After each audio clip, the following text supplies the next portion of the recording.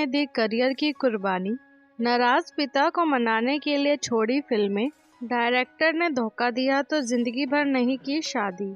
आज हम वनमाला देवी के पार्ट 2 में वनमाला देवी के आगे की कहानी के बारे में बताएंगे। वनमाला देवी स्वतंत्रता संग्राम सेनानियों को घर में देती थी पनाह। 1942 तक भारत छोड़ो आंदोलन शुरू हो चुका था। अंग्रेज इस आंदोलन का हिस्सा बने लोगों को रोकने के लिए जेल में बंद करते तो कभी सीधे गोली मार देते। इस आंदोलन में अरुणा, आसिफ अली, अच्युत पटवर्धन और आचार्य नरेंद्र भी भागीदार थे। जब ब्रिटिश हुकूमत की पुलिस उन्हें गिरफ्तार करने के लिए निकली तो वनमाला ने उन्हें अपने घर में पनाह दी और कई दिनों तक पुलिस से छिपा कर रखा। वनमाला फिल्मों में आई तो अपने परिवार से मिलने शहर जाने पर लगा प्रतिबंध। जैसे जैसे वनमाला फिल्मों में कामयाब होने लगी तो ग्वालियर में उनका खूब विरोध किया गया। इस विरोध में उनके पिता और शाही परिवार के कई लोग जुड़े थे। वनमाला अपने परिवार को मनाने के लिए उनसे मिलना चाहती थी, लेकिन नाराज पिता ने शहर में दाखिल होने पर प्रतिबंध लगा दी। परिवार वालों ने उनसे सारे रिश्ते तोड़ लिए और मिलना जुलना भी बंद कर दिया। गुस्सा इस कदर था कि शाही परिवार और सरकारी जोर से बेटी वनमाला की सभी फिल्में ग्वालियर में बैन करवा दी गई। ना कोई फिल्म देखता, ना ही परिवार की तरफ उंगलियां उठती। ग्वालियर के राजा के कहने पर पिता ने की सुलह, लेकिन रखी बड़ी शर्त। जब घर वालों से सारे रिश्ते टूट गए तो वनमाला से रहा नहीं गया। पिता बाबूराव सुलह को तैयार नहीं थे। जब मामले की चर्चा शहर भर में पड़ने लगी तो बाबूराव के करीब दोस्त और ग्वालियर के राज परिवार ने उन्हें समझाया। गुजरात के स्टेट ऑफ सचिन के नवाब हैदर अली भी वनमाला और उनके पिता के बीच सुलह कराने के पक्ष में थे। जैसे तैसे वनमाला ने पिता से संपर्क किया और घर वापस आने की बात कही। नामी लोगों के दबाव में पिता राजी तो हुए, लेकिन बड़ी शर्त रख दी।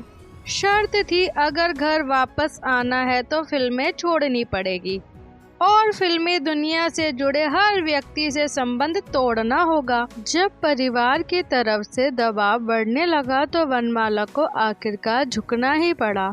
कई बड़ी फिल्में और लाखों चाहने वालों को छोड़कर वनमाला ने पिता और परिवार को चुना। इंडस्ट्री छोड़ दी और घर लौट आई। वनमाला ने आखिरी फिल्म देखे बिना छोड़ दिया मुंबई शहर।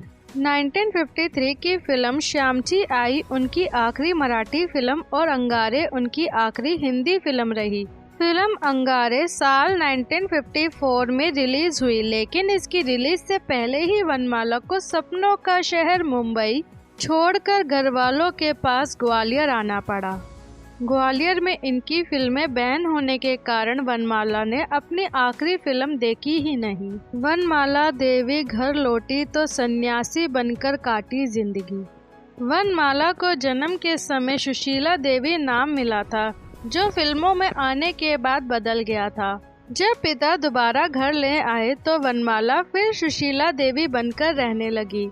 ग्वालियर आकर ना सिर्फ सुशीला ने फिल्में छोड़ दी, बल्कि जीवन का हर सुख, हर मोह माया त्याग दिया और मथुरा वृंदावन में एक साध्वी बनकर जीवन जीने लगी। शादी भी नहीं की। वनमाला भारतीय संगीत और कला को आगे बढ़ाना चाहती थी, तो उन्होंने वृंदावन में ही शास्त्रीय नृत्य और गायन के लिए हरिदास कला संस्थान नाम का एक स्कूल शुरू कर दिया। कई सामाजिक कार्यों में भी वनमाला अपने बुढ़ापे के दिन तक शामिल रही और Chhatrapati Shivaji national memorial committee की सदस्य भी रही। शादी का आश्वासन देकर शादीशुदा डायरेक्टर ने तोड़ दिया था दिल। वनमाला दीदी को कभी परिवार का सपोर्ट नहीं मिला। वो जिंदगी भर प्यार के लिए तरसती रही। उन्हें प्यार में भी धोखा मिला था, लेकिन ये बात उन्होंने कभी किसी को नहीं बताई। मनमोहन नाम के एक डायरेक्टर हुआ करते थे जो पहले से ही शादीशुदा थे। उन्होंने वनमाला दीदी से शादी करने का वादा किया था, लेकिन जैसे ही दीदी को पता चला कि वो पहले से ही शादीशुदा है तो उनका हर चीज से मन उठ गया। इससे ज्यादा ना उन्होंने किसी को कुछ बताया और ना ही कोई जानता है कैंसर से लड़ते हुए 29 मई 2007 को 92 वर्ष की उम्र में वनमाला ने ग्वालियर में ही दम तोड़ दिया।